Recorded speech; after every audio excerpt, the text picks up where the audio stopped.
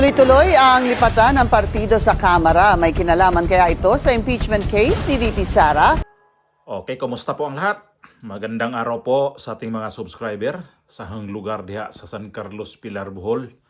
Maadjong adlaw ninyong tanan diha sa tibuok Pilipinas. Sana maayos po inyong sitwasyon. Sa ating mga subscriber po, nandito po lagi sa ating YouTube channel, nagko-comment sa inyong suporta.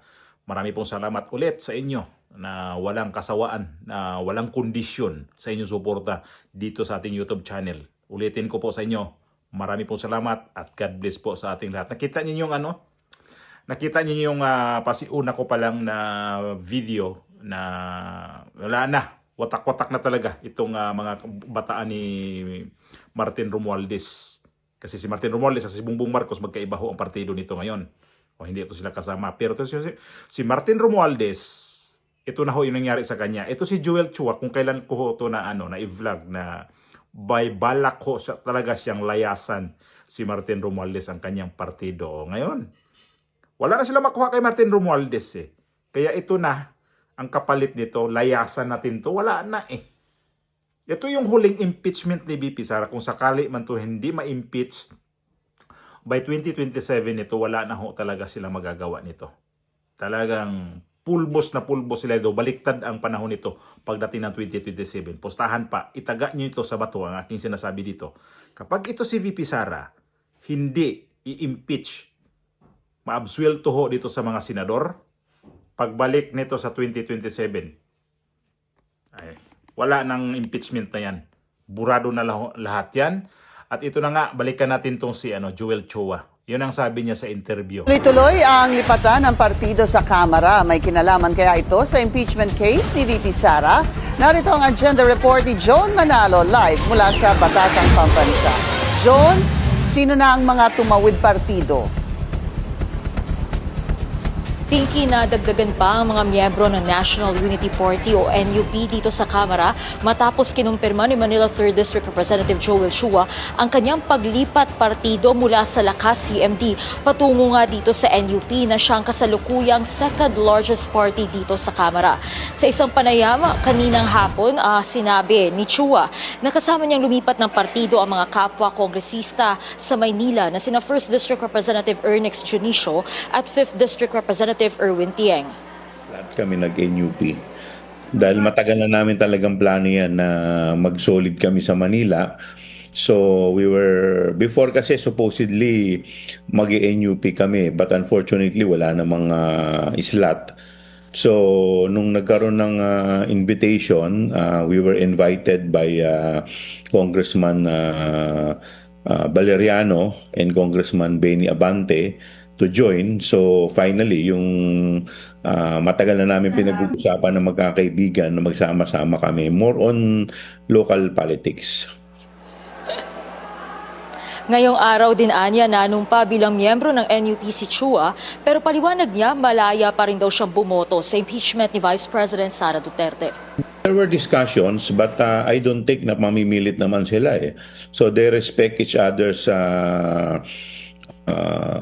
opinion. Kagaya ko, hindi naman ako, I will not change my stand. Diba? Dahil yung pag-join naman namin, it has nothing to do with national issues. More on yung local kami, magkakaibigan. Gusto lang namin talaga ever since. Mayroon pa raw ibang mambabatas na lumipat sa NUP ayon kay Chua pero hindi niya na ito pinangalanan. Samantala, naglabas na rin ng pahayag ang NUP para ipahayag ang kanilang patuloy na pagsuporta sa administrasyon at ang pagtaguyod sa kalayaan ng kanilang mga miyembro na bumoto sa impeachment ni VP Sara. Ayon kay NUP Chairman at Deputy Speaker Ronaldo Puno, mananatili silang reliable at steadfast partner ng administrasyon at patuloy nilang susuportahan ang mga prioridad dito para masiguro ang katatagan sa pamumuno nito sa bansa. Pagdating naman sa usapin ng impeachment ay nagpaalala si Puno na nararapat anyang gabayan ng sariling pagpapasya at konsensya at ng interes ng nasasakupan ang bawat miyembro ng NUP sa kanilang pagboto. Nanindigan din ng NUP na constitutional process at hindi partisan exercise ang impeachment kaya sinusuportahan ito ang pagboto ng naaayon sa mga ebidensyang naipresenta sa ginawang mga pagdinig ng House Committee on Justice. So, Martin Romualdez, lubog na talaga barko mo, lubog ng bangka mo, hindi na talaga kaya yan. Di nakakayanin niya na lulutang pa ulit, Martin Romualdez. Tunaw na tunaw na. Sino yung sumama kay isang congressman, sumama kay Chua? Itong si Junicio ba yun? Ito sa Manila. Although itong mga congressman na to sa Manila ho ito eh. Hindi pa natin alam kasi nga sabi mayroon pang susunod daw dito na mga congressman na papasok dito sa NUP. So, ang NUP, tambakan sa mga balingbing na mga congressman. Ito naman si Ronaldo Pono, ewan ko lang kung hanggang kailan din tong pamumuno mo diyan sa itong NUP mo. Alam naman natin kapag ibang presidente, itong NUP mo, sigurado bawasan din ng mga congressman yan. Kasi ganoon naman talaga ang politika sa Pilipinas eh. Hindi ho yan nagpapartido na mula nung umpisa ka kandidato, dyan ka sa partido na yan, palipat-lipat ho yan. Butterfly ho ang mga politiko dyan sa Pilipinas. Di kagaya ba dito sa Spain nga, nabanggit ko na to na hindi talaga dito pwede yung palipat-lipat ka. Kahit sa Amerika, di ba? Pagka Democrats ka o dito sa kabilang partido ka, hindi ka pwedeng dapo ng dapo sa mga political party. Kagaya dito sa Spain nga, nabanggit ko, hindi yan pwede dito. Although, kung pwede ka, magtayo ka ng sarili mong partido kasi may dito kasi nasyonalista dito. Hindi. Ang dito ay PP yung Partido Popular at saka nasyonalista itong PSOE ang tawag nila ito. Partido Sosyalista. Ito ho yung nasyonalista.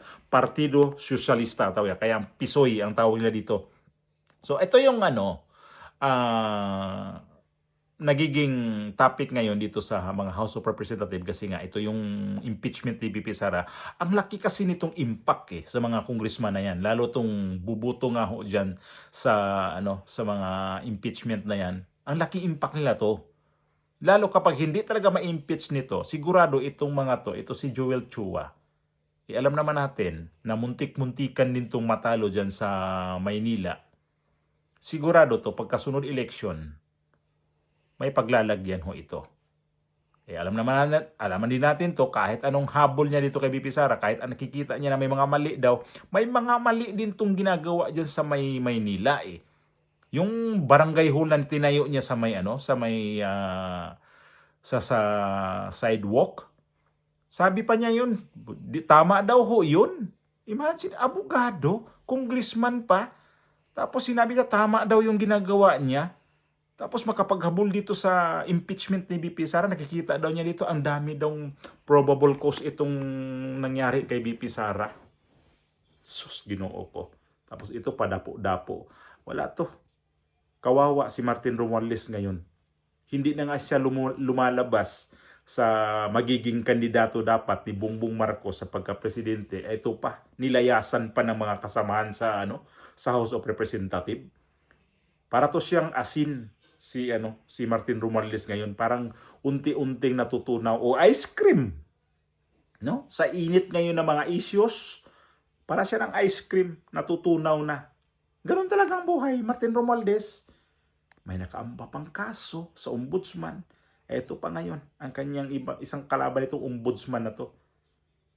Ang sabi ng ombudsman, ang mastermind daw nito si Martin Romualdez at saka si Saldico.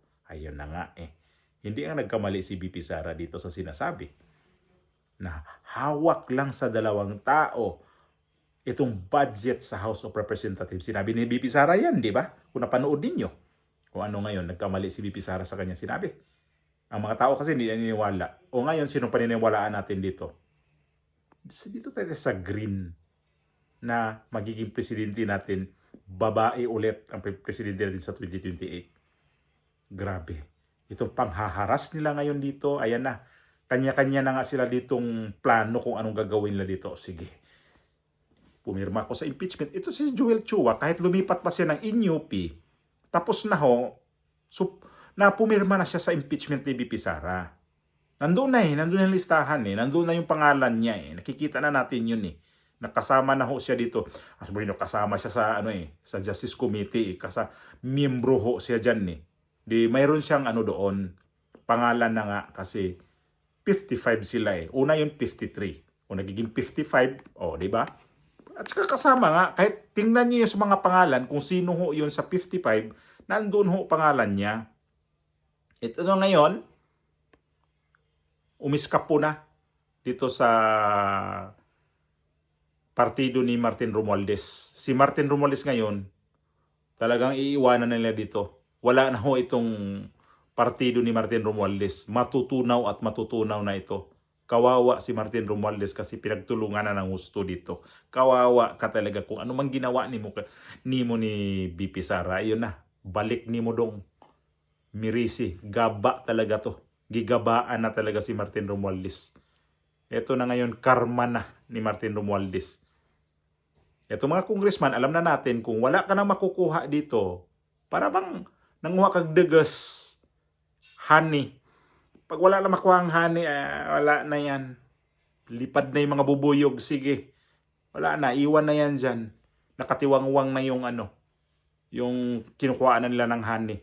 Si Martin Romualdez yun. Ganun ang politika sa Pilipinas. Wala na sila makuha dito. Kay Martin Romualdez wala nang... Last na to yung mga malita-malita na to. Last na ito eh. Ganito rin ang mangyayari sa darating na araw. Sa darating na mga linggo. Itong si Bongbong Marcos. Kumbaga ito si Bongbong Marcos, araw ito eh. Palubog na. So ibig sabihin ito, yung mga bataan niya dyan, mga cabinet secretary niya dyan, na unti-unti na rin lumayas, habang maaga-aga konti, di nila inabutan talaga to na magkaroon talaga ng virus ng husto si Bongbong Marcos. Ayun na. Ito magpinsan na to, kawawa ito. May kaso pa.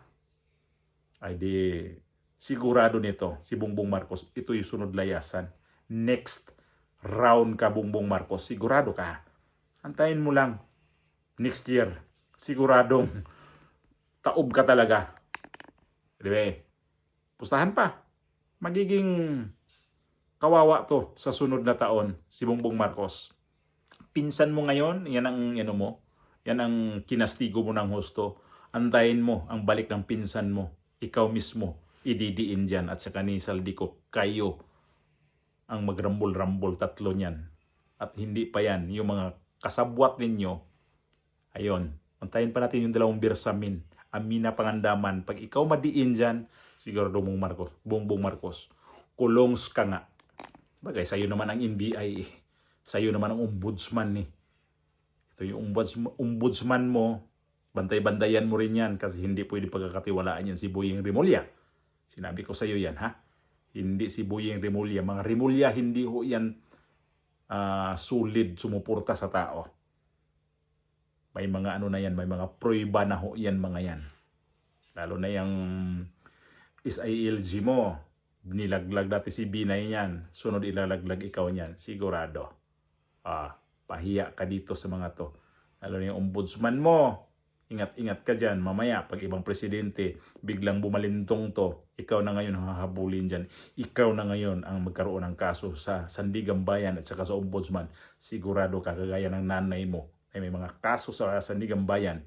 Dapat na makulong, pero hindi nakulong dahil hindi pinakulong ni dating Pangulong Duterte. Pero sa ginagawa mo noon, ayan na. So ito na, mga congressman, iwanan nyo na tuluyan tong mga to. Sunod ninyong iwanan. Bongbong Marcos naman ha. Pasuyo lang para makita natin na kayo mismo naglaglagan na. Patay kang bata ka, Bongbong Marcos at saka Martin Romualdez.